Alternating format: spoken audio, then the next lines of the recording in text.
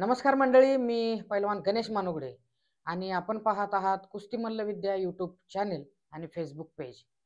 आज आपल्यासाठी मी घेऊन आलोय एक नवीन पाहुणे. पाहुणे म्हणण्यापेक्षा महाराष्ट्राच्या प्रत्येक कुस्ती शौकीनांच्या मनावर ज्यांनी अधिराज्य केलं. अत्यंत कमी वयात महाराष्ट्र केसरीसारखा किताब ज्यांनी जिंकला. त्याचबरोबर आंतरराष्ट्रीय स्तरावर आशियाई कुस्ती स्पर्धेत ज्यानं सुवर्ण पदकाला गवसणी घातली. असा सामान्य कुटुंबात जन्म घेऊन असामान्य कामगिरी गाजवणारा भारतीय सेना दलाचा पैलवान पृथ्वीराज पाटील. पृथ्वीराज पाटील, तुझं कुस्ती मल्लविद्या यूट्यूब चॅनल व फेसबुक पेजवर हार्दिक स्वागत आहे. धन्यवाद. नमस्कार सर. पृथ्वीराज, नुकतीच आपण मुलाखत घेतली, पण काही लोकांचा अशा मला प्रतिक्रिया आला की पृथ्वीराजची स्वतंत्र मुलाखत आम्हाला बघायला आवडेल. त्यामुळं मी विचार हं. केला की तुझी स्वतंत्र मुलाखत घ्यावी आणि तुला विनंती केली आणि तूही मोठ्या मनानं या मुलाखतीसाठी तयार झालास, त्याबद्दल तुझं धन्यवाद. आपण सुरुवात करूया मंडळी. पृथ्वीराजला बरेच प्रश्न विचारायचे आहेत, त्याच्याशी गप्पा मारायच्या आहेत. तर पृथ्वीराज, मी तुला वैयक्तिक माहिती काहीशी विचारतो की तुझं कुस्तीत पदार्पण नेमकं कसं झालं आणि तुझ्या कुस्ती करिअरची सुरुवात तुझी कशी झाली हे आम्हाला ऐकायला आवडेल. हो सर. आमचे आजोबा पहिले पलवान होते. हा. जे एवढे मोठे पण पलवान नव्हते. थोडे म्हणजे पहिल्यांदा कसे यात्रे वगैरे असे कुस्त्या व्हायचे. मग त्यांना खूप आवड होती कुस्तीची. मग त्यांनी आमच्या वडिलांना गंगावेश तालमीत घालवलं. पण काही परिस्थिती त्यावेळी एवढी नसल्यामुळं त्यांनी आमच्या वडिलांना मागं पळून आमच्या चुलत्यांना दोन्ही तालमीत घालवलं. संग्राम पाटील आणि धनाजी पाटलांना. अच्छा अच्छा. हा. मग त्यांच्या मागं म्हणजे ती पिढी एक होत जाते नाही का. बिलकुल. तसं त्यांच्या मागं पण मी गेलो तालमीत. अच्छा. पहिल्यांदा मी मोतीबाग तालमीत होतो. तिथं जी गिरवट असते, धडे असते, तिथे शिकलो मी. आणि परत मी जालिंदर मुंडे तालमीत येऊन पूर्णपणे तिथं मी फिट झालो, पहिलवान झालो.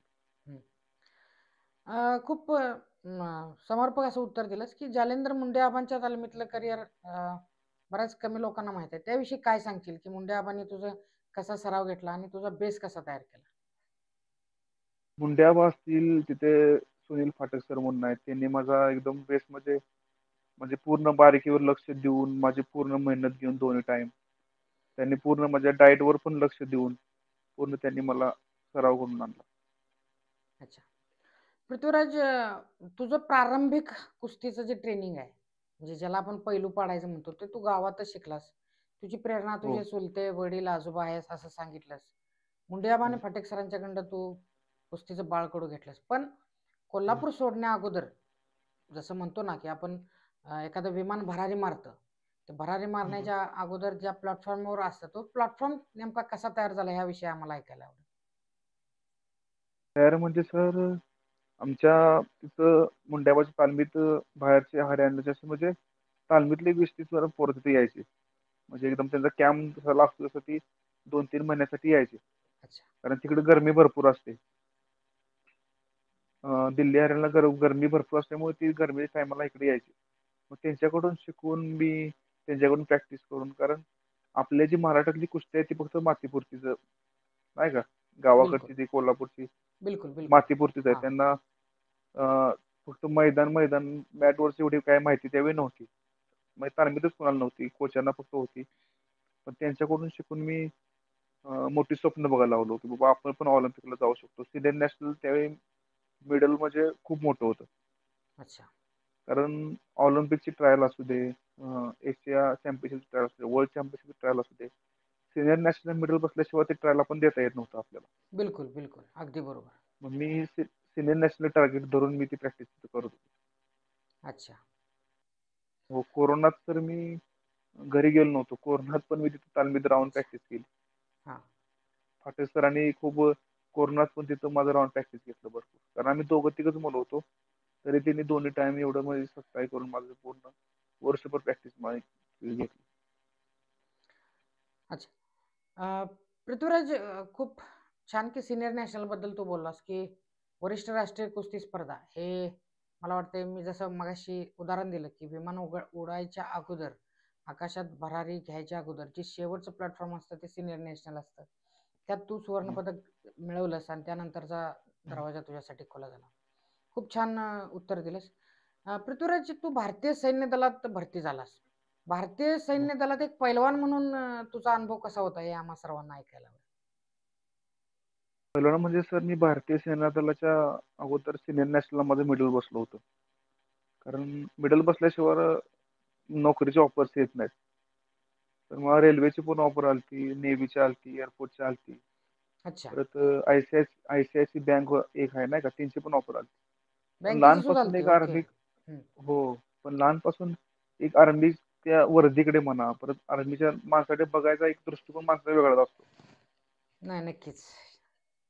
हो, मग त्यांच्याकडे मला आर्मीत भरती व्हायचं. कारण नंतर रणजित महाडिक साहेब असतील, शिवाजी पाटील आमचे साहेब असतील, आमच्या आर्मीतले राम पवार साहेब असतील, यांच्यांना भेटून मी की आर्मीत किती आपल्याला फायदा आहे.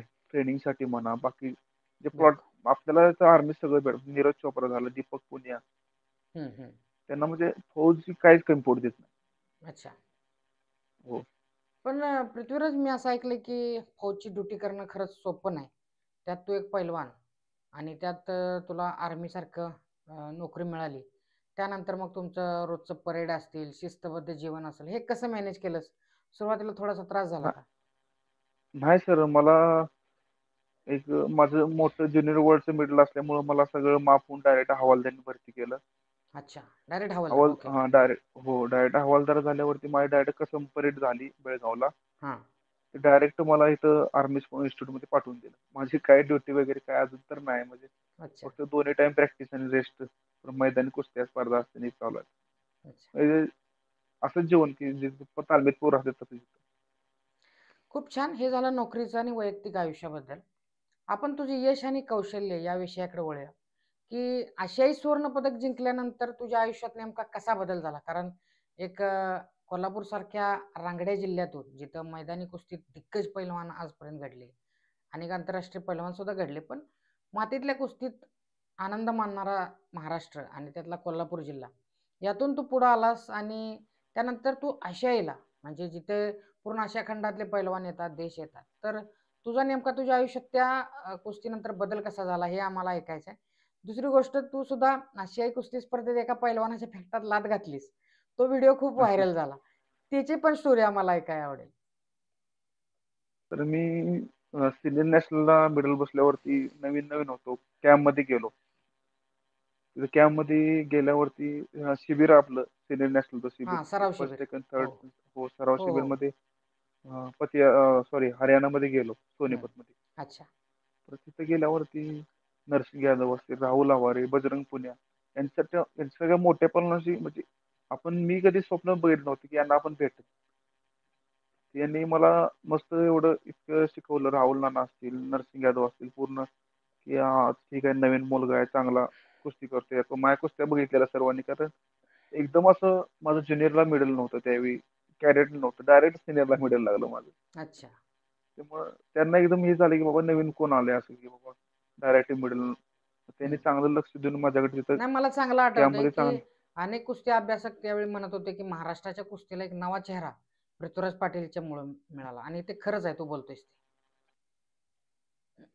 मग सर मी तिथून कॅम्पमध्ये इतकं मला चांगलं प्रॅक्टिस झालं, की मी हरियाणाच्या सर्व पैलवानांना हरवून मी माझी निवड एशियाला आणि ज्युनियर वर्ल्ड चॅम्पियनशिपला करून घेतली तिथून. तर सर मग ज्युनियर वर्ल्ड चॅम्पियनशिपला गेल्यावर सर मी मला वाटतं तिसऱ्या कुस्तीला हारलो USA वाल्यासोबत.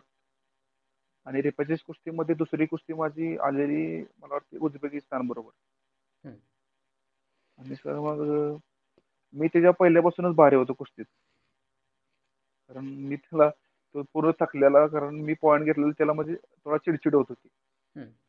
कारण मी सापडत नव्हतो मग त्या डावाला, निघून जायचो परत. ते खूप थकलेला. आणि परत मग त्याने चिडून मी त्याच्या छातीत जेव्हा बसलो, हं. त्याने माझ्या पाठीत लाथ मारली. हां. मी 2 सेकंड शांत बसलो, ठीक आहे. नंतर मला लक्षात आलं, माझ्या मागे इंडिया लिहिलंय आणि त्याने लाथ का मारली. हां. म्हणून त्याला त्या रागाने मी राख मारली. नाहीतर ते खूप मोठा गुन्हा आहे सर, असं म्हणजे बाहेर देशात जाऊन हे नाही, करणं. नाही. नक्कीच व्हायोलेशन झालं असतं. पण तू तू एकदम भानावर आलास, की माझ्या देशाचं पाठीमागे चिन्ह आहे आणि त्याच्यावर लाथ मारत असेल तर याला सोडलं नाही पाहिजे. आणि बरोबर आहे. त्यानंतर ही क्लिप सुद्धा खूप गाजली. हो. त्यानंतर सर मग मी भरती झालो आर्मीमध्ये, इंडियन आर्मीमध्ये. हम्म, त्यानंतर इथं आल्यावरती रणजित महाडिक साहेब, राम पवार, हम्म, शिवाजी पाटील असले, विनायक दळवी, म्हणजे एशियन गेम्सला मिडल आहे विनायक अच्छा. दळवी. हम्म, आता चिफ कोच आहे तिथले ASI. ओके. परत संदीप दहिया म्हणा, म्हणजे अमर निंबाळकर साहेब. हां हां हां. हे चांगलं माझ्या करून कष्ट करून घेतलं आणि नुकताच मी महाराष्ट्र केसरीला असा विचार केला की 92 kg ला माझं गोल्ड होतं त्याच्या हम्म, म्हणजे हम्म. आदल्या वर्षी. ठीक आहे म्हणलं, खेळू, ट्राय तर करू, म्हणजे हारलो तरी शिकन तरी पुढं, नाही का. हो, बिलकुल. ट्राय म्हणून खेळलो महाराष्ट्र केसरी सातारच्या. हम्म, आणि हळूहळू एक स्टेप एक स्टेप एक स्टेप घेत मी हम्म. फायनलला गेलो. अच्छा.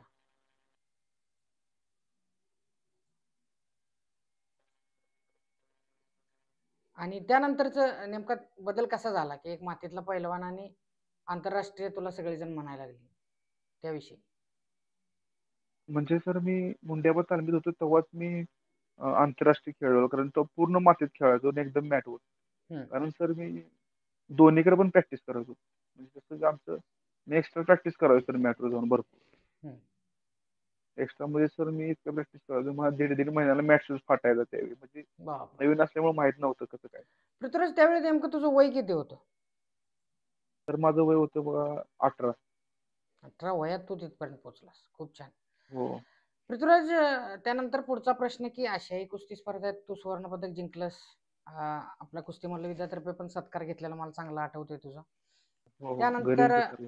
हो, घरी येऊन सत्कार घेतला होता. त्यानंतर हो सातारला महाराष्ट्र केसरी झाली. त्या काळात सिकंदर हो शेख, प्रकाश वनकर दिग्गज पैलवान एका रांगेत असे होते की असं वाटायचं की यांच्यापैकीच कोणतर होणार, कारण मैदानी कुस्तीतला त्यांचा परफॉर्मन्स खूप होता. दुसरीकडे हो. तुझ्यासारखा एक मिसरूड न फुटलेला अत्यंत कमी वयातला पैलवान आघाडीनं एक कुस्त्या करत करत, मला वाटतंय त्या सगळ्या अधिवेशनात तू कुस्त्या एकतर्फी केल्यास आणि तू हो निघालास. सर. तर हे आम्हाला ऐकायला आवडेल की त्यावेळी तुझी भावना कशी होती? तुला वाटलेलं का सिकंदर शेख फायनल येईल का? आणि जर का तो आला असता तर तुझी रणनीती कशी होती? नाही सर, मला पूर्ण कॉन्फिडन्स होता ज्यावेळी मी सेमीफायनल कुस्ती जिंकलो. तर मला असं वाटत की फायनलला कोण पण येऊ द्यावा. कारण मॅटवर मी, कारण सिकंदर शेख झाला, परत प्रकाश बनकर झाला, दोघं पण चांगली, खूप चांगली पळून आहेत. मी असं बिलकुल म्हणत नाही की बिलकुल, ती हो आहेत, हो. खूप चांगले आहेत. पण मला एक अनुभव भेटला होता बाहेर देशातला. आणि मी 2 स्पर्धा खेळून आलो, मला अनुभव भेटला कशी कुस्ती करायची, काय करायची. पण त्यांच्यापेक्षा अनुभव थोडासा माझा फारसा जडच होता मॅटवर. अच्छा. हो. ओके. नाही, मॅटवरचा जड होता, पण त्यानंतरची तुझी रणनीती कशी होती? की समजा सिकंदर शेखच्या तू कुस्त्या पाहत होतास, प्रकाश बनकरच्या तू कुस्त्या हो पाहिल्या होत्यास. योगायोगानं त्यांचीच कुस्ती सेमीफायनलला आली आणि तुल्यबळ हो कुस्ती झाली आणि त्यात सिकंदरला माघार घ्यावी लागली. पण समजा हो. तू फायनलला ती कुस्ती आली असती तर तुझी रणनीती कशी होती किंवा दबाव होता का, असं मला विचारायचं? दबाव सर अजिबात नव्हता, कारण मी एकतर इतकं खुश होतो, कारण मला माझं कळत नव्हतं. मी फायनलला गेलो. मला म्हणजे मला पटत नव्हतं स्वतःला, मी फायनलला गेलो. अच्छा. आणि आणि पूर्ण एक आत्मविश्वास होता मला सर, मी महाराष्ट्र केसरी होणार. हां. असं थोडं पण 99% 1% बी वाटत होतं मी हारणार नाही का त्यावेळी. कोण पण येऊ, सिकंदर असू दे, आला असला तरी, प्रकाश आला तरी. खूप छान. अ, पृथ्वीराज, तुझ्या ह्या यशाचं श्रेय जर का द्यायचं झालं तर तू कोणाला देशील? तर यशाचं श्रेयामागं खूप माझे कोचेस असतील, मित्रपरिवार सर मला भरपूर म्हणजे सपोर्ट दिलाय. लहानपणापासून इतके मित्र भेटले मला चांगले, सपोर्ट देणारे सगळे सर. माझे गुरुवर्य असतील, पूर्ण दादू मामापासून पूर्ण मुंड्या आबा, सुनील पाठक सर असतील, वा. आर्मीतले आमचे रणजित महाडिक साहेब असतील, शिवाजी पाटील सर असतील आमचे जे आर्मीतले, परत अमर निंबाळकर, विनायक दळवी साहेब, सर्वांनी मला खूप खूप खूप सपोर्ट केला. माझे चुलते धनाजी पाटील असतील, वडील, आजोबा. वा. खूप छान की यशाच्या शिखरावर माणूस असल्यानंतर शक्यतो श्रेय कोणाला द्यायला टाळत असतो. असा समाज हो असताना पृथ्वीराज, तू कुणालाही विसरला नाहीस की तू अगदी घरच्यांच्या पासून, मित्रपरिवारापासून, कोचेस, सर्वांना सर्वांना तुझ्या यशाचं श्रेय दिलेस. मला वाटतंय हे मोठे फन फक्त कुस्तीतच पाहायला मिळतं. खूप छान. अ, पुढचा प्रश्न मी तुला असा विचारतोय, की तुझी सरावाची पद्धत नेमकी कशी असायची? डायट प्लॅन कसा असायचा? आणि मेंटल म्हणतो ना आपण, की मेंटल तयारी करायची किंवा मानसिक तयारी कशी करायची? हे तू स्वतः करायचास का तुला करून घेतलं जायचं? याविषयी आम्हाला थोडंसं ऐकायचं. तरुण मध्ये सर मी 1 महिना माझे इंडिया कॅम्पमध्ये होतो. नर्सिंगला असतील, राहुल नाना असतील, बजरंग पुणे असतील. यांच्याकडे सर बघून मी की हे जे ती प्रॅक्टिस करतात ना, ते त्यापेक्षा थोडं जास्त करायला. नर्सिंगला पण इतकं लक्ष दिलं माझ्याकडे त्यावेळी. अच्छा. त्यांनी मग महाराष्ट्र केसरी हो म्हणून असं दिलं नाही. तुझं वर्ल्डला मेडल लागेल, सिनियरला वर्ल्डला मेडल लागेल असं म्हणजे मी महाराष्ट्राचं टार्गेट धरलंच नव्हतं. माझं वा. ऍक्च्युली वर्ल्ड चॅम्पियनशिपचं मेडलचं टार्गेट होतं. हं. Senior world championship. पृथ्वीराज, थोडंसं आपल्या प्रश्नाच्या वेगळा प्रश्न तुला विचारतो, की महाराष्ट्रात आता तू आंतरराष्ट्रीय दर्जाचा पैलवान झालास, एशियनला गोल्ड मेडल जिंकलास. पण महाराष्ट्रात महाराष्ट्र केसरीला जे अनन्यसाधारण महत्व आहे, किंबहुना मित्र असं म्हणेन, की महाराष्ट्राच्या पैलवानांसाठी ऑलिम्पिक कुठलं असेल तर महाराष्ट्र केसरी आहे. याच्याकडे तू कसं बघतोस, की ह्या कुस्तीला ग्लॅमर आहे, या कुस्तीला आज वैभव आहे, या कुस्तीला म्हणजे आज कोणताही पैलवान लंगोटा बांधत असेल तर मला महाराष्ट्र केसरी व्हायचं आहे म्हणून बांधत असेल. तर हो. ही मेंटॅलिटी ठीक आहे का? किंवा ह्याच्याकडे तू कसं बघतोस? कसं बघतो मग सर, मला पण जेव्हा लहान होतो तेव्हा वाटायचं महाराष्ट्र केसरी व्हावं. मग जशी जशी कुस्ती करायला लागली तसं वाटायला बाबा एक कॉम्पिटिशन खूपच म्हणजे हार्ड आहे. हं.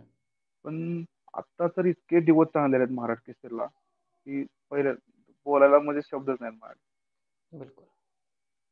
इतके मध्ये दिवस चांगले आहेत. कारण प्रत्येकाला वाटते मी महाराष्ट्र केसरी व्हावं. तर महाराष्ट्रात जन्म झालाय म्हणलं आपला. तेवढं शिवछत्रपतीच्या म्हणजे हिच्यात जन्म झालाय आणि त्या शाहूनगरीचा मी. हं. नक्कीच, नक्कीच. त्यामुळे सर कोल्हापूर पासून एवढी कुस्तीचं हे झालं त्यामुळे इतकी म्हणजे नाही, महाराष्ट्र केसरी मला कुस्ती. म्हणायचं इंटेन्शन तुला समजलं नाही, की जर का पैलवान बोला महाराष्ट्र की. केसरी हेच एकमेव ध्येय आहे का कुस्तीत? त्यासाठी मी तुला विचारतो, की पुढे सुद्धा हा खूप सर मोठं हे करिअर आहे. तुमचं. महाराष्ट्र केसरी मानाची स्पर्धा आहे. त्याला अनन्यसाधारण महत्त्व 1961 पासून ती स्पर्धा या महाराष्ट्रात घेतली जाते. पण त्याच्या पुढे सुद्धा विश्व आहे आणि पैलवानांनी तू जसा शेला नंबर बसवल्यानंतर तुला महाराष्ट्र केसरी स्पर्धा हं, सोपी वाटू लागली. तसं महाराष्ट्राच्या पैलवानांची मानसिकता बदलणं गरजेचं आहे का, असं तुला वाटतं का? बरोबर आहे. कारण मला नरसिंग यादव सांगायचे की तू मोठे टार्गेट धरताना मोठे टार्गेट धर. म्हणजे तू जसं आता ऑलिम्पिक धरलंस तर हे स्टॉप निघून जातील. जसं महाराष्ट्र झालं, वर्ल्ड चॅम्पियनशिप झालं. हे तू जाता जाता घेशील कारण ते आपलं मोठं टार्गेट आहे ऑलिम्पिकचं. जर सर्वांनी टार्गेट जर मोठं धरलं नाही का, बिलकुल. त्या ध्येयाकडे बघून म्हणा, वर्ल्ड चॅम्पियनशिप असेल, आज किती मोठ्या स्पर्धा आहेत. एशियन गेम्स असतील, एशियन चॅम्पियनशिप असतील. त्या जर ध्येयाकडे तुम्ही जर बघून पुढे वाटचाल केली, तर हे महाराष्ट्र केसरीमध्ये जाता जाता असं निघून जाईल. त्यात खूप एक छान. नरसिंग यादव बघा, सतत 3दा महाराष्ट्र केसरी होऊन गेले. हो, हो. आणि तो त्याचं वर्ल्ड टार्गेट पण वर्ल्ड नव्हते. चॅम्पियन आहे, कॉमनवेल्थला सुद्धा आहे, हो. एशियनला सुद्धा नंबर आहे त्यांची त्याचा. मेडल हं. भारतात सर्वात जास्त त्यांची मेडल आहेत आपल्या महाराष्ट्रात. आणि त्यांची म्हणजे वजन त्यांनी पाणी पिऊन दिलंय. बापरे! ग्रेट. वजन पण त्याचं बसत नव्हतं. त्या हं, वजनामुळे त्यांचं अन्याय झालेलं त्यावेळी. हं. तिने मला असं शिकवलं की टार्गेट मोठं धरायचं. बिलकुल. नाही, नक्कीच टार्गेट मोठं आहे आणि महाराष्ट्र केसरीच्या रिंगणाच्या बाहेर सुद्धा खूप मोठं विश्व आहे आणि ती हो. मेंटॅलिटी मला वाटतं बदलणं गरजेचं आहे. ठीक आहे, हं. पृथ्वीराज, आपण पुढच्या प्रश्नाकडे वळू. जो प्रश्न तुला कालच्या पण मुलाखतीत विचारला आणि आजही विचारतो, की राज्य कुस्तीगीर संघ जो नव्यानं स्थापन झाला, याचे अध्यक्ष रामदासजी तडस आहेत. त्या कुस्तीगीर संघटनेनं की रेल्वेच्या आणि भारतीय सैन्य दलाच्या मल्लांच्यावर राज्य आणि राष्ट्रीय स्पर्धेत राज्यातून खेळायला बंदी घातली. अतिशय संवेदनशील विषयाला हात घालतो, की याविषयी तुझं अं, यावर तुझं मत काय आहे? तर मेन म्हणजे ही स्पर्धा अधिकृत नाहीच आहे. असं म्हणायला गेलं तुम्हाला तर. कारण पोलीस भरतीला पण ती सर्टिफिकेट नाही चालली. म्हणजे मागची महाराष्ट्रात झाली होती. तिथं पण नाही चालली सर्टिफिकेट यांची. अच्छा. कारण मला पण नंतर मी पण त्या स्पर्धेला खेळलो होतो मागच्या फुलगा वेळी. आणि तिथे हं. एक महाराष्ट्र केज आहे म्हणून मी त्या क्रेजसाठी खेळलो होतो. आणि म्हणजे आता सर आज इतके तू एक वाईट दिवस. खूप खळबळजनक दावा केलेला आहेस, की जे बंदी घालते ते स्वतःच अधिकृत नाहीत असं तू जाहीर करतोयस. हो. अधिकृत नाहीच आहे. जी महाराष्ट्र केसरी आहे, ती अधिकृत नाही आहे. अच्छा. त्यामुळं पुढच्या प्रश्नाकडे काही वळायचं नको. पण हा जो निर्णय त्यांनी घेतलेला आहे, या निर्णयाचा एकंदरीत कुस्तीच्या गुणवत्तेवर कसा परिणाम होईल आणि याबद्दल काय बोलशील? तर ते आता त्यांना ठीक वाटेल, की आता ते म्हणतात, की एका गटात तुम्ही 7-8, 8-8 मेडल घेतली. एका म्हणजे प्रत्येक खालच्या गटात. तर तर त्यांनी बाकीच्या मुलांनी तयारी पण तेवढी केली पाहिजे त्यांना हरवायची. त्याशिवाय तुम्ही मोठे टार्गेट धरू शकत नाही. आपण त्यांनाच तर हरवू शकत नाही, तर वर काय टार्गेट धरणार आहे? अगदी सगळ्या बरोबर आहे. स्पर्धा जर सोप्या हं, झाल्या सगळ्या हं. स्पर्धा महाराष्ट्रात सोप्या झाल्या, तर आपली वरची परफॉर्मन्स झिरो येणारच आहे ना शेवटी. आता आणि 1-2 नक्कीच वर्ष ठीक आहे, पृथ्वीराज, पण तू सुद्धा नंतर कोणाला तर चांगल्या दिग्गज पैलवानाला हरवूनच नोकरी मिळवली असशील ना? हो, मी दिग्गजपणाला हरवून नोकरी मिळवली. बाहेर देशात गेलो कॉम्पिटिशनसाठी. त्यावेळी महाराष्ट्राकडून म्हणजे महाराष्ट्राकडूनच मी खेळायचो. महाराष्ट्राकडून मी चांगल्यानं हरवूनच वर गेलो आणि तिथून मी महाराष्ट्राकडूनच ट्रायल दिली होती सिनियर नॅशनलची. ज्यावेळी बाहेरच्या देशात चाललेलो. महाराष्ट्राकडूनच होतो मी. अजून माझ्याकडे लॉट्स आहेत. अच्छा. असं नाही की मी एस-एस-सी-बी माझी पहिली टुरी महाराष्ट्राकडूनच आहे. हं. मग त्यावेळी तर महाराष्ट्रात मी सांड्यापनला हरवूनच गेलो ना. नाही, 100% तुझं असं मत आहे, की मी पण कुठल्यातरी दिग्गज पैलवानाला चितपट करूनच तिथपर्यंत पोहोचलो. तसं महाराष्ट्रातील हो. अन्य पैलवानांची समानता किंवा तुमच्यासारख्या अनुभवी पैलवानांच्या बरोबर सराव झाल्यानंतर त्यांच्या गुणवत्तेत सुद्धा वाढ होईल आणि ओघायोगानं की महाराष्ट्रात पदकांचा सुकाळ येईल असं तुला म्हणायचं आहे का? हो सर, दिसतंय त्याचं आता. तर तुम्हाला सांगतो, पुढं जर तुम्ही 4-5 वर्षांनी बघायला गेला, तर आपल्या महाराष्ट्राचा ऑलिम्पिक तुम्ही जसं म्हणला महाराष्ट्र केसरी आहे आपल्या महाराष्ट्राच्या पैलवानचा. लंगोटा बांधला की महाराष्ट्र केसरी व्हायचे. हं. तर समजा आता 70-80 किलोच्या पुढे वजन केलं की प्रत्येक वस्तादची वडिलाची इच्छा काय असते महाराष्ट्र केसरी व्हा. हं. पण बिलकुल. नंतर भक्तांनी कसं बनणार त्यांना पण प्रश्न पडणार उद्या, की हं. बाबा महाराष्ट्र केसरी करू का नोकरीला घालू? नोकरीला घालला तर महाराष्ट्र केसरी खेळू शकत नाही. मग ते 100% निर्णय घेणार की महाराष्ट्र केसरी खेळू. कारण आपल्या महाराष्ट्रातली सगळ्यात मोठी स्पर्धा म्हणा, कारण ती पूर्ण देशात गाजते आज महाराष्ट्र केसरी स्पर्धा. बिलकुल, आज बिलकुल. आम्हाला महाराष्ट्रात नाही सर, पंजाबमध्ये गेलो, हरियाणामध्ये गेलो तरी म्हणते बाबा महाराष्ट्र केसरी आज. आम्हाला ना वर्ल्ड चॅम्पियनशिपमध्ये ओळखतात, ना एशियामध्ये भेटलाय तरी ओळखतात. आम्हाला असं म्हणतात बाबा महाराष्ट्र केसरी आज. बिलकुल, बिलकुल. हं. हो, आणि मग दुसरा एक त्याचा फायदा असा, की तुम्ही जी मैदानी कुस्त्या खेळता, त्या मैदानी कुस्तीत सुद्धा तुम्ही महाराष्ट्र केसरीत कुठपर्यंत वजन कुणाबरोबर कुस्त्या लढल्या, कशा झाला त्याच्यावरच तुमचं बक्षीस ठरतं. बरोबर आहे. आणि जर आता समजा सर नोकरी लागली तर महाराष्ट्र केसरी खेळू शकत नाही. आणि सर मध्येच राहणार ना पहिलवान. एकच होतो ना सर महाराष्ट्र केसरी. बिलकुल. वर्षातून एकच होतो. असं नाही की बाबा 10 जण होते. हं, हं. वर्षातून तर एकच महाराष्ट्र केसरी एकाच नशिबात महाराष्ट्र केसरी लिहिलेले आहे. आणि बाकी सर खालची कुजून जातात सगळी. जाणार आहेत बघा 4-5 वर्षांनी. आणि जर नोकरीला पण नाही, महाराष्ट्र केसरी पण नाही. आता सर मला वाटतंय, तुम्हाला मी मागच्या वेळी पण सांगितलं, की जशी आता अजून ती महाराष्ट्र केसरी भाजी वगैरे म्हणजे विकतात आता. हं. म्हणजे मला वाटते 95 म्हणजे तिथे 2000 पर्यंतची आता तुम्ही ऐकून असाल कोण-कोण महाराष्ट्र केसरी. मला हो, खूप, खूप. नाव घेऊ शकत नाही त्यांचं. हं. भाजी विकतात, शेती करतात. तसे परत दिवस येणार असं मला वाटतं सर म्हणजे महाराष्ट्राच्या कुस्तीला, महाराष्ट्र पैलवानावर. नाही, नक्कीच पृथ्वीराज, तुझी भावना ही अशीच आहे, की जरी तू म्हटलास, की सदर कुस्ती स्पर्धा अधिकृत नसते, नाही. पण तरी पण या लोकांनी जो निर्णय घेतलेला आहे, या निर्णयाचं नक्कीच समर्थन न करण्यासारखा विषय आहे. कारण बरोबर. तू स्वतः आर्मीत आहेस. तुझ्या नेमक्या करिअरवर या निर्णयाचा काय परिणाम झाला असता? जर का हा निर्णय तुझ्या बाबतीत घडला असता तर? कोणतं सर? हेच की भारतीय सैन्य व रेल्वेच्या मल्लांच्यावर बंदी जी घातलेली आहे, या निर्णयामुळे हां. तुझ्या वैयक्तिक करिअरवर कशा प्रकारे हे झाला असता परिणाम? झालाय सर झाला असतं काय, खूप झालाय. कारण आम्ही आमचं सर्व्हिसेस नॅशनल झालं की टार्गेट असतं महाराष्ट्र केसरी. तिथे हं. 1.5-2 महिन्यामध्ये भेटतो तयारीसाठी. आम्ही ना सुट्टीला जात नाही, ना इकडं-तिकडं. पूर्ण फोकस महाराष्ट्र केसरी करतो. कारण महाराष्ट्र केसरी तुम्हाला माहिती आहे, किती जरी मोठा पळवला तर महाराष्ट्र केसरी खूप महत्त्वाचं आहे. आणि आम्ही जरी एवढे सर रक्ताचं पाणी करून आम्हाला जर मौका भेटत नाही, तर आम्हाला प्रश्नचिन्ह पडलाय सर, आम्हाला महाराष्ट्रात जन्म घेऊन चुकी झाली का आमची? बापरे. एवढा मोठा तर प्रश्न पडलाय आम्हाला. कारण सर तुम्ही बंदी घालताय ठीक आहे. सिरीयन नॅशनलला घाला काय अडचण नाही. हरियाणाचं दाखवताय तर हरियाणात पण पण बंदी आहे. पण सर नॅशनल गेम्स होऊ देतात. पंजाबकडून सिरीयन नॅशनल खेळतात पोरं. आता आमची SSCB मधली सर किती जण तर खेळल्यात पंजाबकडून. पंजाबचे आहेत ते. बिलकुल. आता सर तुम्ही सिनियर नॅशनल घातली बंदी ठीक आहे. पण स्टेट लेवलचं स्पर्धा खेळू द्या आम्हाला.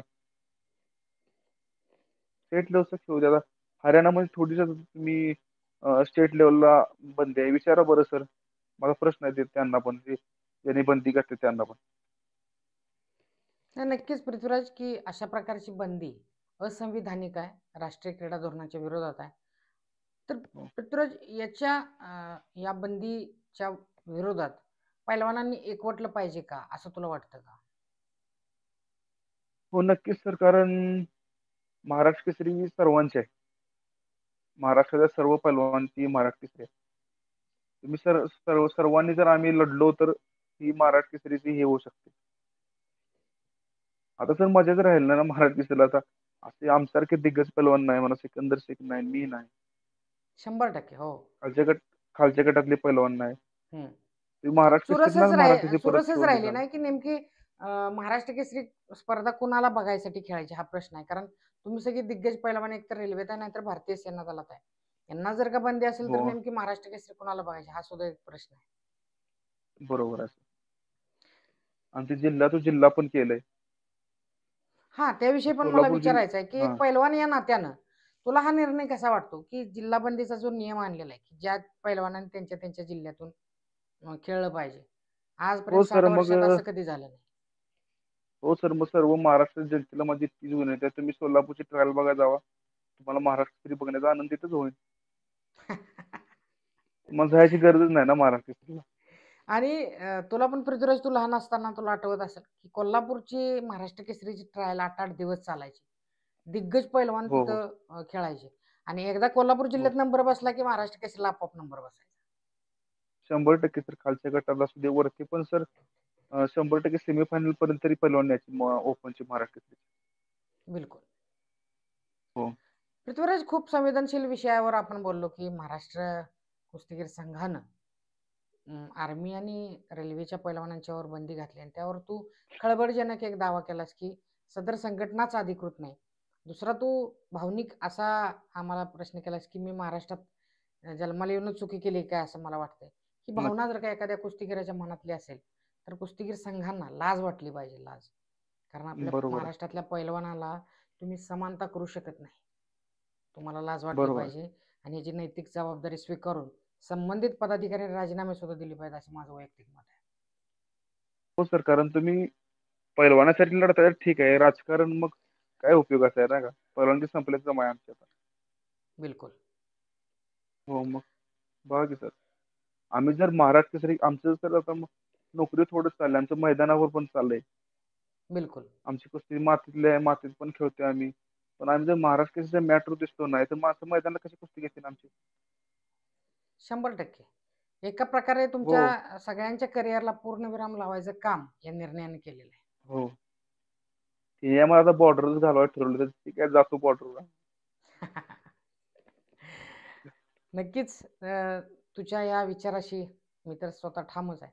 पण हा निर्णय बदलावा यासाठी आम्ही कुस्ती मल्ल विद्यातर्फे सुद्धा जितका करता येईल तितका प्रयत्न आम्ही करू. प्रचार प्रसार तर एक भागच आहे, आणि याच्या पुढे जाऊन मी बरोबर स्वतः आता कायद्याची डिग्री घ्यायला लागलो, बरोबर त्यामुळं मला सुद्धा यातील बऱ्यापैकी गोष्टी माहीत आहेत. तर नक्कीच आम्ही बरोबर. लढा देऊ अशी आम्ही तुला इथं ग्वाही देतो. आणि धन्यवाद. पुढच्या प्रश्नाकडे वळूया की कुस्ती क्षेत्रात आज अनेक आव्हानं आहेत. आज नुरा बरोबर कुस्तींचं पेव खूप वाढलेलं आहे. बरोबर. कुस्तीसारख्या पवित्र खेळात स्टेरॉइडचा शिरकाव झालेला आहे. अनेक हो पैलवान मृत्युमुखी पडत आहे, आपण बघतोय. अनेकांना हो अनेक प्रकारच्या व्याधी झालेल्या आहेत. आपल्या महाराष्ट्रातला गरिबा घरचा पैलवान अशा अवस्थेत आहे, त्यातून बाहेर पडू शकत नाही. तर ही आव्हानं बरोबर. पेलायची असतील तर कुस्ती खेळातला तू काय सल्ला देशील की नवीन जो आघाडीचा एखादा सुशिक्षित पालक आहे, जो आपल्या मुलांना कुस्तीत बरोबर. घालतोय, त्यांना तू काय सल्ला देऊ इच्छितो? त्यांना सल्ला कारण वडिलांचं पण लक्ष पाहिजे. कारण वडिलांच्या वस्तांच्या माघारी पण मुलं काय काय सुरू आहे म्हणा. तर मी पण बघितले भरपूर की वडिलांच्या वस्तांच्या मागं माझ्या वेळी पण चालायचं ती घ्यायची सगळी म्हणजे. पण वडिलांचं वस्तांचं पण लक्ष पाहिजे सगळ्यात मोठं नाही, तर पण पृथ्वीराज, माझा पहिलवानला. माझा असा सवाल आहे की वडील रानात काम करतात, हमाली करतात, मोलमजुरी करतात, त्यांना ते इंजेक्शन म्हणजे पण काय माहित नाही. कुठं जर ताप आला, बरोबर खोकला आला तरच ते इंजेक्शन घ्यायला दवाखान्यात जातील. पण हे बरोबर. पॉवर वाढायचं इंजेक्शन आहे काय हे त्यांना माहित नसेल, तर अशा पालकांनी हो. काय करायचं तू सांग? पालकांनी सर काय पण पैलवानला कळायला पाहिजे. कारण तुम्ही जसं म्हणताय की रानात काम करणारे वडील जे असेल ते पैसे महिन्याला पाठवणार पैलवानला. बिलकुल बिलकुल. हो, कारण वडील सर कधीच कमी पडू पडू देत नाही, नाही का? लोन काय असतं ना, लोन काढून सर पैलवानला त्याची महिन्याचा नक्की. खुराक पूर्ण करून देतो. 100%. पैलवानला तर कळायला पाहिजे शॉर्टकटनी काहीच होत नाही. आज तुम्ही जर मॅटवर कुस्ती खेळला तर नोकरीची चांगली आयुष्याची भाकरी भेटते. मला पण कोणीतरी सांगितल्यामुळे तर मी मॅटवर आलो. मला नोकरी भेटली. पण तुला असं वाटतं का की भारतीय सरकारने किंबहुना महाराष्ट्र शासनाने असा हस्तक्षेप करावा, डोपिंग सारख्या टेस्ट ज्या आहेत त्या कुस्ती क्षेत्रात, क्रीडा क्षेत्रात आणाव्यात, आणि अ, जे भारतीय कुस्ती महासंघ आहे त्यांनी स्पर्धेचं आयोजन करण्यापेक्षा हे थांबवण्यासाठी काहीतरी उपाययोजना केल्या पाहिजेत, असं तुला वाटतं का? नक्की सर, कारण मी मागच्या वर्षी पण ऐकलं होतं की पुलगावला असं चौघांची डोप टेस्ट होणार. ती पण काही झाली नाही. यावर्षी पण बोलतात बघू आता झाली तर. कारण सिनियर नॅशनलला तर आज तुम्हाला आता मला लाज वाटून सांगताना की सर्वात जास्त या 2 वर्षात महाराष्ट्रात तेरा डोपचा बॅन लागला. बापरे. इतके दिग्गज पैलवान आज घरी बसून आहेत, मैदान खेळतात. पृथ्वीराज, मी तुला मध्येच थांबून एक प्रश्न विचारतो की अनेक जण म्हणतात डोपिंग घ्या, डोपिंग घ्या, डोपिंग घ्या. तर डोपिंग टेस्ट कशी असते ही जरा आम्हाला सांग. कारण प्रत्येकाला वाटतं की असे ओळीत या आणि तुमचे युरिन आणि ब्लड सॅम्पल द्या आणि निघून जावा. तर doping test national anti doping agency कशी घेते? तू एशियन गेम्सला, एशियाई क्रीडा स्पर्धेत सुवर्णपदक जिंकलेला आहेस, तुला हे हे माहीत असेल की डोपिंग कसं होतं, त्याबद्दल थोडंसं आम्हाला सांग. तर आपल्या इंडियामध्ये जी नाडा आहे म्हणजे नॅशनल डोपिंग ची संस्था आहे हम्म. आणि वाडा म्हणजे वर्ल्डची संस्था आहे. अच्छा. हो. तर आपण जर बाहेर देशात खेळायला गेलो तर आपल्याला वाडावाले पकडतात. हम्म. वर्ल्डची म्हणजे वर्ल्ड डोपवाले. आणि तेच आपण पकडतात, जेव्हा म्हणजे नॅशनलला पकडतात म्हणजे ती टेस्ट कशी होती हे आम्हाला ऐकायचं आहे, की समजा संबंधित एखादा टेस्ट पैलवान सर. स्टेरॉइड घेत असेल तर. हो, हो. तर ते त्यातमध्ये सगळं आपण आता युरिन घेतात, ब्लड घेतात आपले. त्यामध्ये सगळं सर हा, सापडतं. पण ते कॅच करून कारण घेतात का आप त्यांना ये म्हणून बाबा ये ये तुझं घ्यायचं असं म्हणतात, कसं करतात? तर आता कसं असतंय, फर्स्ट सेकंड वाल्याचं घेतात सिनियर नॅशनलला. फर्स्ट, सेकंड, थर्ड वाला कसं असते सर, एखादं म्हणजे बळजण आता ते चालू झाले एक सिस्टम की डोपिंगवाली ती दिसली की सर गुडघ्याला लागलंय, हाताला लागलंय म्हणून कुस्ती सोडून बाहेर यायचे. अच्छा. हा मग ती पण आता सर डॉक्टर पण इतके हुशार झाले, ते पण कॅच करून त्याला धरतात आता. हा हा हा. तर तेच ऐकायचं आहे की अनेक पत्रकारांना सुद्धा ही गोष्ट माहित नाही, की मला प्रश्न विचारतात की महाराष्ट्र केसरीला डोप घ्या, पण मंडळी डोप अशी घेतली जात नाही. डोप घेण्यासाठी संबंधित पैलवानाला कॅच करतात, म्हणजे त्याला अक्षरशः पकडलं जातं आणि पकडून त्याला हो, उचलून पकडलं घेऊन जातं त्याची. आणि परत हा. फर्स्ट सेकंड वाले सर घेतात फर्स्ट सेकंड वाल्याचे हम्म. प्रत्येक म्हणजे गटामध्ये. पदक मिळाल्यानंतर घेतात. पदक मिळाल्यानंतर पण घेतात आणि कॅच करतात. ते त्यांच्या तेच मला ॲडमध्ये असतं म्हणायचं कॅच आहे करायचं. की ओळीने या आणि ब्लड टेस्ट द्या असा पद्धतीनं नॅशनल नाही, अँटी नाही. डोपिंग एजन्सी करत नाही. तर कारण तो खर्च. एकाला हा. एकाला सर एकाची डोप डोप टेस्ट करायला सर कमीत कमी 80,000 ते 85,000 खर्च येतो. बिलकुल बिलकुल 100%. हो. ते त्यामुळे तो सगळ्यांची खर्चिक नाही ना आहे. करू शकत. म्हणून मी म्हणतोय की हे जर का खर्च शासनानं जर का उचलला तर नक्कीच नक्की, डोपिंग नक्की. टेस्ट महाराष्ट्रात शक्य आहे. आपली सर महाराष्ट्रातली कुस्ती 100% पुढे जाणार. शंभर कारण टक्के महाराष्ट्राची पैलवानची जी कुस्ती आहे ती हरियाणा वगैरे काय नाही. कारण आपण सर महाराष्ट्रात मागे ते फक्त वाईट वाटते डोपमुळे मागे. आणि काय आहे कारण की सर 2 आपण वर्षात अनेक वेळा लेख लिहिले, अनेक व्हिडिओ बनवले, पण त्याचा परिणाम म्हणावासा होत नाही. कारण आज मैदानी कुस्तीलाच तुम्हाला 1 लाख, 1.5 लाख रुपये पैलवानांना बक्षीस मिळते. चांगली हां, गोष्ट आहे, आनंद होतोय की पैलवानांना 4 पैसे मिळतात. पण ते पैशांची संख्या वाढल्यामुळं किंवा पैशांची बक्षीस पडू पाडू तुम्हाला एवढं मिळत असल्यामुळं की काही करून मला ही कुस्ती जिंकायची आहे, ही एक भावना निर्माण झाली.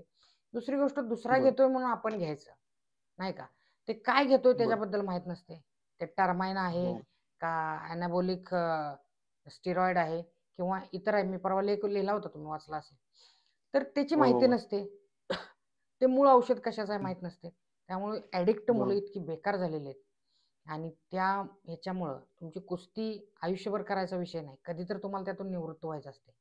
पण ह्या क्षणिक क्षणिक तुमच्या विजयामुळं तुम्हाला बरं वाटते, खांद्यावर गदा आहे, लोक बरोबर फुलं टाकतात, तुमचा इंटरव्ह्यू चालू आहे. पण त्यानंतरचं आयुष्य अक्षरशः नरक बनून जातं. त्यामुळे मी विनंती करेन, हात जोडून सगळ्यांना विनंती करेन की नक्कीच यापासून दूर राहा. आणि पृथ्वीराज, तू सुद्धा एक इंटरनॅशनल पैलवान आहेस, तू सुद्धा सल्ला द्यावास या सर्व पैलवानांना या व्हिडिओच्या द्वारे जे आज मुलाखत बघत आहेत.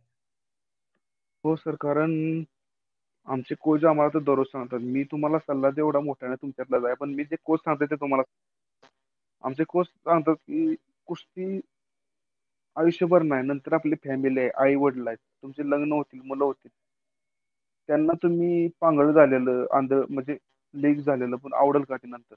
Genetic disorders. हो, कारण हे क्षणिक तुम्ही जे डोप वगैरे लावताय हे नंतर खूप वाईट आहे सर.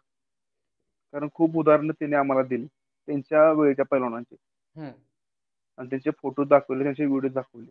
आज तर एवढी वाईट परिस्थिती आहे त्यांच्यावर, खूप वाईट परिस्थिती. कारण त्यांना त्यावेळी बरं वाटलं ते लावताना म्हणा काय, पण आता कुठे नाही, ते लीगल अज्ञान आहे. पाय. मी काय म्हणतोय, ते जाणीवपूर्वक लावत नाही. जर का त्यांना त्यांच्यातलं धोकं समजून सांगितलं आपण, तर नक्कीच आपले पैलवान त्यातून बाहेर होतील. कारण त्यांचं ते अज्ञान आहे.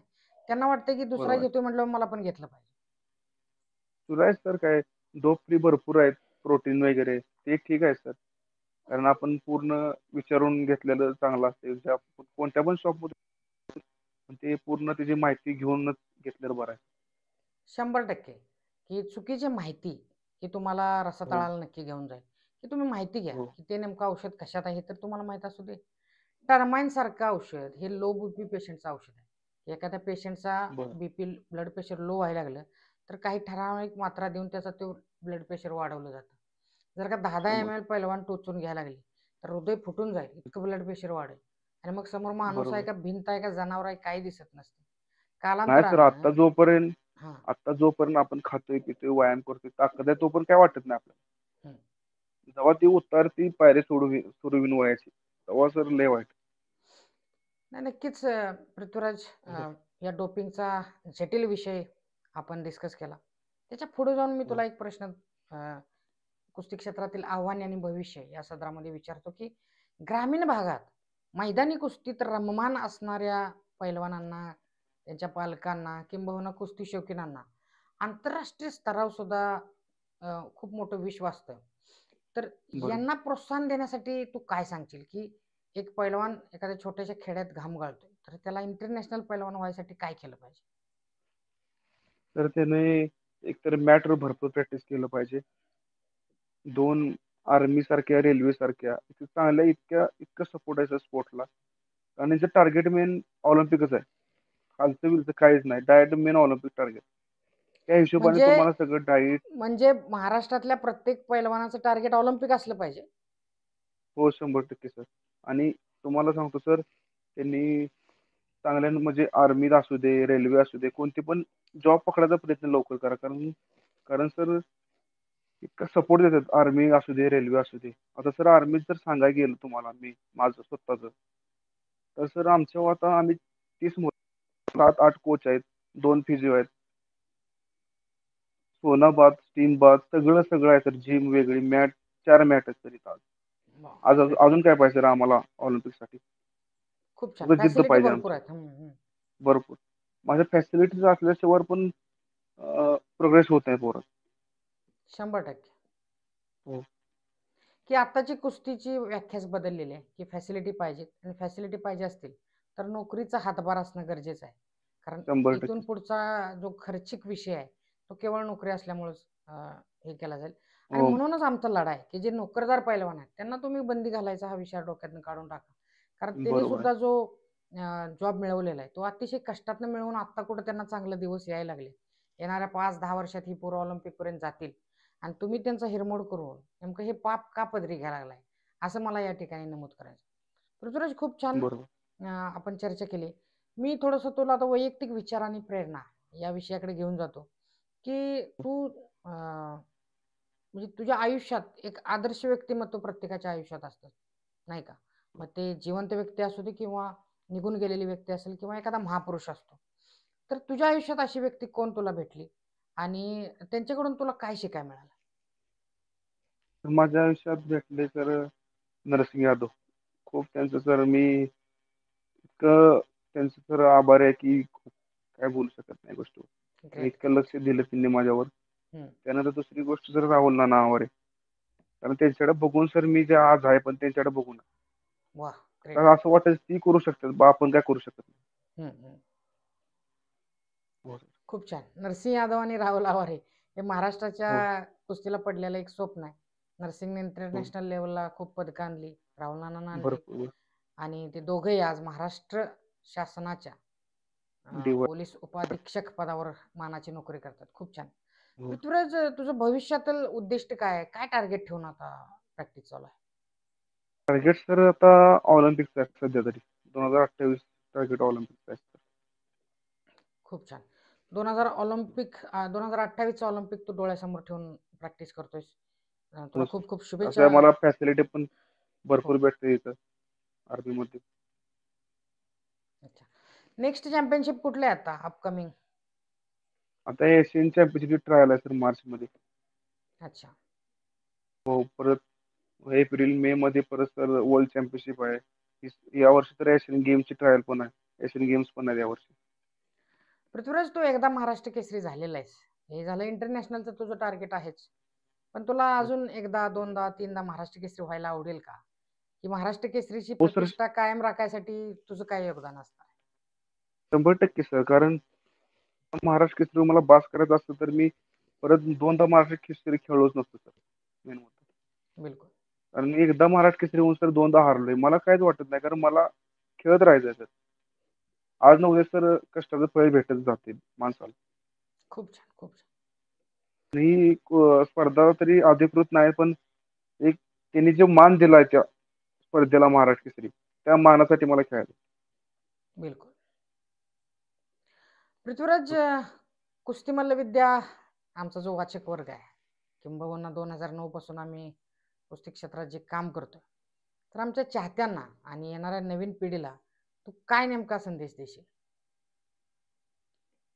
तर एवढंच की जास्त तुम्ही आता जसे वडिलांच्या वर पैशाचं म्हणा, नाहीतर आर्थिक असे जास्त जबाबदारी न देता लवकर नोकरीला लागून तुम्ही मॅटवर कुस्ती करून नोकरीला लागून मोठं टार्गेट धरा. बिलकुल. वडिलांना पालकांना पण हेच आहे की कारण त्यांचं लवकरात लवकर नोकरी म्हणा कुठं पण म्हणजे एक माणसाला एक सपोर्ट भेटला की चांगला डाएट अजून भेटतो. बिलकुल. तर पहिल्यांदा डाएट खायला तेवढं कमीच आहे महिन्याला. ते तेच मला सांगणं आहे की फक्त लवकर लवकर मॅटवर ठेवून मोठं टार्गेट धरून त्यांना नोकरीला लावा. आणि आमच्या कुस्ती मल्लविद्या महासंघाच्या सर्व चाहत्यांना काय सांगशील? तर तिथं त्यांचा तुमचा जर सर खूप मोठा फॅन आहे, कारण मी लहानपणापासून तर मला मला आठवते असं की मी ऐकून असतो कुस्ती मल्लविद्या चॅनल मला. मी दुसऱ्या मोबाईलवरती जाऊन मी तर मोबाईल यूज करत नव्हतो. मी मोबाईल सर भरती झाला यूज करायला लागलो. अच्छा. मी दुसऱ्या मोबाईल जाऊन त्याकडून टाकून द्या कुस्ती मल्लविद्या टाकून दे मला कुस्त्या बघायच्या. पण खूप सर आज मी तुम्ही तुला खूप असं म्हणजे पूर्ण जे चॅनलचे नाव आहे, पण तुम्ही जे कुस्त्या टाकतात ते सगळं खरंच सर खूप छान. पण पृथ्वीराज, इथून पुढे मी कुस्त्या टाकू शकणार नाही, कारण मी त्याच कुस्त्या टाकीन ज्या कुस्त्या खऱ्या असतील. किंबहुना बरोबर. महाराष्ट्राच्या कुस्तीत तो दिवस यावा, त्यासाठीच मी नवीन नवीन संशोधन करतोय आणि ही व्हर्च्युअल मुलाखत ही तेवढ्यासाठी आम्ही शोधून काढलेली आहे की कुस्तीत काम तर करायचं आहे, पण अनेक मैदानाला आता फिरू वाटत नाही, कारण शोकांतिक आहे. अनेक बरोबर. मार्गातून आपली कुस्ती चाललेली आहे. जोपर्यंत कुस्तीला हो. ते गतवैभव येत नाही, तोपर्यंत माझ्या मनाला तर ते टाकणं मला बरोबर वाटत नाही. नाही, त्यामुळे यामुळे सर तुमचं चॅनल आज टॉप लेवलला. तुमचे विचार म्हणा, तुमचे शिक्षण म्हणा सर. तुम्ही असंच नाही की फक्त युट्यूब चॅनल चालवता. तुम्ही एक वाचक पण आहात सर आणि काय काय तुम्ही केलं एवढं मला माहिती नाही सर. मला आता तुमच्या चॅनलद्वारे कळालं तर लय मस्त वाटतं. धन्यवाद पृथ्वीराज. आज 1 तास 44 मिनिटं झाले मी तुझ्याशी गप्पा मारतोय. अनेक विषयावर तुझी वैयक्तिक माहिती, यश आणि कौशल्य, महाराष्ट्र केसरी कुस्ती स्पर्धेत रेल्वे आणि आर्मीच्या मल्लांच्यावर बंदी, कुस्ती क्षेत्रातील आव्हाने आणि तुझं वैयक्तिक विचार आम्ही ऐकलं. खूप खूप छान वाटलं. सरते शेवटी तुझ्यासारख्या पैलवानाला एकच संदेश देऊ इच्छितो की लढत राहा. आपण जो खेळ स्वीकारलेला आहे तो संघर्षाचं प्रतीक असणार आहे. तुझ्या कुटुंबातून आलेला आहेस, ते कुटुंब संघर्ष करणार आहे. तुझ्यावर भारतीय सेना दलाचे पैलवान म्हणून खूप मोठी जबाबदारी आहे. त्याच्याही आधी एक महाराष्ट्राचा भूमिपुत्र म्हणून तुझ्यावर खूप मोठी जबाबदारी आहे. अशी आव्हानं येतील जातील, मात्र तुझ्यातली लढाऊ वृत्ती ही टिकली पाहिजे. तुला आठवत असेल की भारतीय नाही कोणत्या तरी सेना दलाचा एक पिस्टल शूटिंग मधला एक जवान की त्याचा हात तुटला होता युद्धात. बरोबर. ज्या हाताने तो हो. पिस्टल घेऊन ऑलिम्पिक मध्ये भाग घ्यायचा, तर त्याच हातात हो. बॉम्ब पडून तो फुटला. पण त्यानं न खचता दुसऱ्या हाताने पिस्टल शिकली आणि परत ऑलिम्पिक गोल्ड मेडल जिंकले. ही फौजीचा बाण आहे आणि त्यात हो. तू पैलवान आहेस आणि अशा जिल्ह्यातून आलायस ज्या कोल्हापुरांचा शूरवीरांचा जिल्हा आहे. अनेक महान लोकांचा जिल्ह्यात तू जन्म घेतलायस. त्यामुळं खचून जाऊ नको. नक्कीच सर्व महाराष्ट्रातील कुस्ती शौकीन तुझ्या पाठीशी आहे. तुमचा जो लढा आहे राज्य कुस्तीगीर संघटनेचा बंदीचा, त्यात नक्कीच येणाऱ्या काळात बदल होईल अशी आशा करतो. आणि तू या आवर्जून या मुलाखतीला वेळ दिलास त्याबद्दल मी तुझा वैयक्तिक आभार आहे. धन्यवाद पृथ्वीराज. धन्यवाद.